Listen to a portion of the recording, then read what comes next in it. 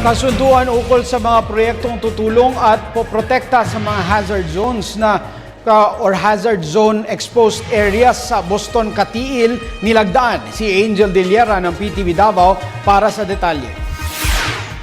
Buong pusong sinuportahan ng gobernadora ng Davao Oriental Province na si Corazon Nunez Malanyaon sa isang Memorandum of Understanding ang proyektong Plan International na siyang pinatatag ng USAID na ang layunin ay ligtasin at mga hazard zone ng mga komunidad sa Boston, Katiil at Baganga, Davao Oriental.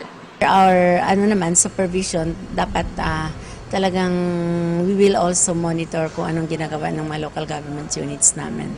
Ganon yun ng mga klase na suporta. At kung ano ang kakulangan, usually kami ang nagpupuno. No? Ganon. Sa nakaraang pagragasa ng Bagyong Pablo sa Davao Oriental, inaksyonan agad ng USAID at ng Plan International ang nalugmok na puok. Marami itong naihatid na serbisyong pampubliko katulad ng pagsasanay sa mga panahon ng sakuna at kung paano maging handa sa pagsasalba sa mga mapeligro ang kalagayan sa anumang sakuna, pati na rin ang pag-aabot ng pangunahing pagkain katulad ng bigas at iba pa. Po, sa Boston, malaking tulong talaga yung plan. Even after from the Typhoon Pablo, during emergency situation, maraming naibigay yung plan, mga food and non-food ration. Itong unang project, ma'am, good for 1 year. So may natira pang 3 months.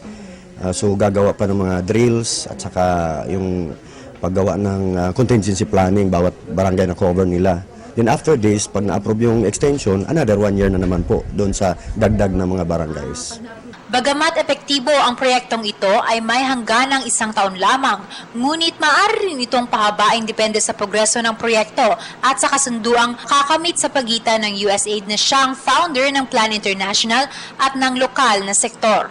Po nung project, marami po siya. Ito ay pasimula po sa lahat ng mga training na ginawa natin sa mga barangay. Nandyan na yung DRRF orientation, nandyan na po yung disaster preparedness na training at nagkakaroon po kayo ng community risk assessment para din malaman ng mga barangay kung saan po yung mga hazard prone areas mismo doon sa mga barangay nila.